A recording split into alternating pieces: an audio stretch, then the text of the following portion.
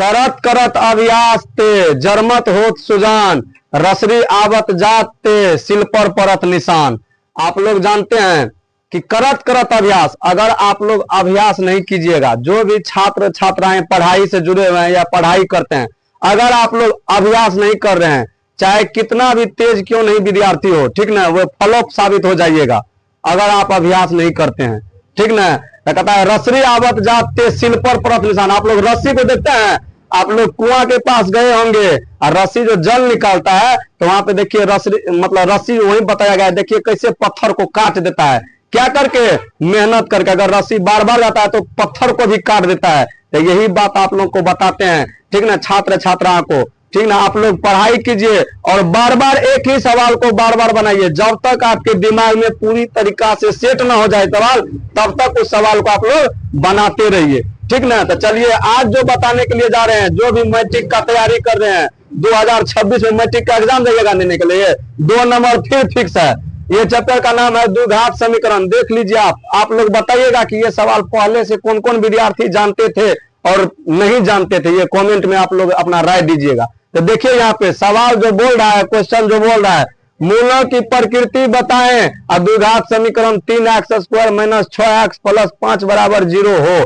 कहता है मूल का प्रकृति बताइए। अगर आप लोग मतलब समीकरण दिया हुआ है, मूल का प्रकृति का राय बताने के लिए, यानी कि पहले डी का राय निकालने के लिए, डी को इंग्लिश में डिस्क्रिमिनेंट कहते हैं, जिसको हिंदी में विवेचक या विविक्तर कहते हैं। आप लोग को ऑफलाइन क्लास में ये हम बताते रहते हैं। ये मैट्रिक में 2 नंबर फिक्स है, फिर से कोई भी इसको काट नहीं सकता है, और ये सवाल मैट्रिक में बार बार पूछा भी गया है, ठीक। चलिए सवाल बनाते हैं, कैसे बनाएंगे, ऐसा सवाल दिया रहेगा तो, ठीक। सवाल लिखेंगे 3x² - 6x + 5 = 0 का रहा है। पहले डी निकाल लेते हैं, उसके बाद लिखेंगे मूल का प्रकृति। तो डी निकालने के लिए ए बी सी होना जरूरी है। तो ए बराबर लिखेंगे और बी बराबर लिखेंगे और सी बराबर लिखेंगे। आज आप लोग पुनः एक बार जान लीजिए, जो भी अति जानते हैं, ए बी सी कितना बच्चा नहीं निकाल पाता है।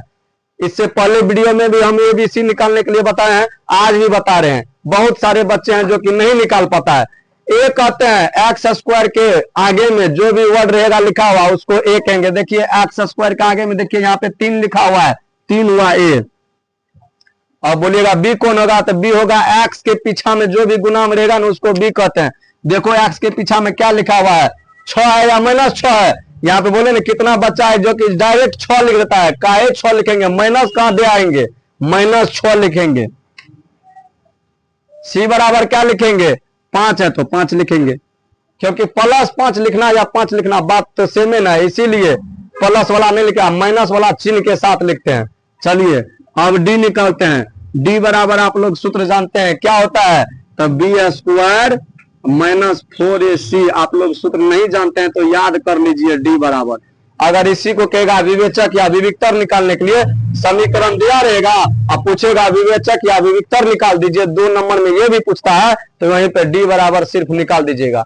यही डी बराबर सूत्र लगा दीजिएगा, b² - 4ac। बस बात हो जाएगा खत्म, सवाल भी खत्म हो जाएगा। तो देखिए b² लिखा हुआ है, b के जगह पे -6 है, -6 का स्क्वायर करेंगे।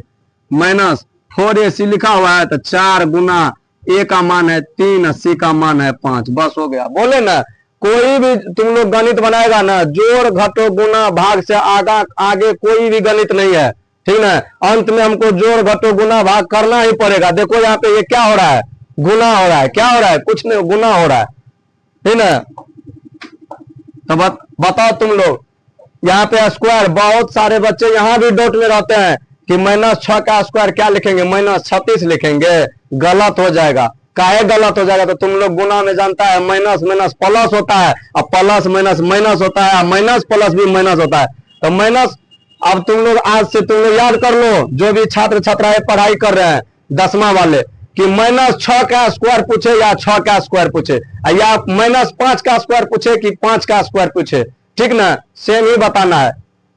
4 का स्क्वायर पूछे तो 16 कह देना है, अब -4 का स्क्वायर पूछे तो फिर भी 16 कहना है, क्योंकि माइनस माइनस क्या हो जाएगा, कैंसिल हो जाएगा, ठीक ना। तो -6 का स्क्वायर क्या लिखेंगे यहाँ पे, 36। अब माइनस यहाँ पे फिर गुना कर देंगे, 4 तिया 12, 12 पंचा 60 लिख देंगे। देखो यहाँ पे उल्टा घटा हो रहा है। 36 में से 60 का रहा है घटाने के लिए। यहां भी बहुत सारे बच्चे को डाउट रहता है, हर एक पॉइंट पे बच्चा को डाउट है, ठीक ना। तो एक एक पॉइंट हम बताने का काम करते हैं, कहीं भी दिक्कत नहीं होने देंगे। अगर तुम लोग अच्छी तरीका से मेहनत करेगा ना, समझ लेगा ना, जो भी छात्र जगह पड़ता है इस वीडियो के माध्यम से अगर समझ लिया ना, तो ऐसे करके मिसल करके फेंक देगा कोई भी सवाल को। लेकिन सबसे बड़ी बात है समझना, और समझ करके घर पे जा करके अभ्यास करना उस सवाल पे, सबसे बड़ी बात यही है। बोले ना, और तुम लोग मेहनत करेगा ना, मेहनत से बढ़ के कोई ऊंचा से ऊंचा मकाम मतलब तुम लोग जानना चाहता है ना, ऊंचा से ऊंचा मतलब अपना लक्ष्य हासिल कर सकता है मेहनत से। इतना पावर होता है मेहनत में, सबसे बड़ी चीज होती है मेहनत। तो देखो यहाँ पे 36 में से 60 को घटाने के लिए बोल रहा है, तो घटाएंगे 36 में से 60, उल्टा घटाएंगे। 60 में से पहले 36 घटा लेंगे, माइनस लगा देंगे, स्वाभाविक बात है माइनस लगा देंगे, ठीक ना, क्योंकि बड़ा का चिन्ह हमेशा दिया जाता है। तो घटा लेते हैं, 10 में से 6 गया, क्या लिखेंगे 4, और यहाँ पे 5 बचा, 5 में से 3 गया तो 2 बचा, अब माइनस लगा देंगे। कहने का अर्थ हुआ कि -24 निकला, ये डी निकला है। अब बोल रहा है मूल का प्रकृति बताइए, ये पहले लिखा हुआ है मूलों की प्रकृति बताएं। तो मूलों का जो प्रकृति बताएगा तो तुम लोग नहीं जानता है तो आज जान लो। अगर डी बराबर 0 रहेगा तो लिखेंगे मूल समान और वास्तविक। अगर डी बराबर 0 रहेगा तो, अगर डी बराबर 0 नहीं रहेगा, 1 2 3 4 प्लस में रहेगा तो लिखेंगे मूल वास्तविक और असमान। वास्तविक लिखेंगे कि प्लस में है इसीलिए वास्तविक लिखेंगे। असमान का अर्थ हुआ 1 2 3 4 5 कोई भी गिनती में आ सकता है, 1 से 100 तक या कहीं तक गिनती में आ सकता है, इसीलिए लिखेंगे असमान। ये माइनस में जब आ जाएगा तब क्या लिखेंगे, ये अवास्तविक हो गया, लिखेंगे मूलों की प्रकृति अवास्तविक। वास्तविक भी नहीं लिखेंगे क्योंकि माइनस में है, अवास्तविक और समान है या असमान। -24 है तो -13 भी ना आ सकता है, कोई दूसरा सवाल में -12 भी आ सकता है, -37 और 30 50 कुछ भी आ सकता है, ठीक ना। और लिखेंगे असमान, इसीलिए लिखते हैं असमान, असमान है, यही बात लिख देना है। मैट्रिक में 2 नंबर तुम आराम से ला सकता है। इतना डी बराबर सूत्र याद रख करके अगर मूल का प्रकृति पूछे, डी बराबर सूत्र लगा देना है और प्रकृति के बारे में लिख देना है, बस मैट्रिक में 2 नंबर तुम्हारा फिक्स है। जो भी छात्र छात्राएं पढ़ाई कर रहे हैं, इस वीडियो के माध्यम से अगर तुम लोग को चैप्टर समझ में नहीं आता है तो कमेंट में बताओ कौन चैप्टर समझ में नहीं आता है, ठीक ना। पूरा चैप्टर का तुम लोग को निचोड़ करके बता देंगे। कोई भी चैप्टर समझ में नहीं आता तो तुम लोग कमेंट करो, ठीक ना, कि हमें सर ये नहीं आता है समझ में, ये नहीं, सब सवाल को बता देंगे, ठीक ना। और जा करके बिहार बोर्ड में अच्छी तरीका से तुम लोग 2026 में, ठीक ना, बढ़िया नंबर बढ़िया अंक मतलब प्राप्त करो, ठीक ना। तो अब बताएंगे अगला सवाल अगले वीडियो में, तब तक के लिए जय हिंद जय भारत।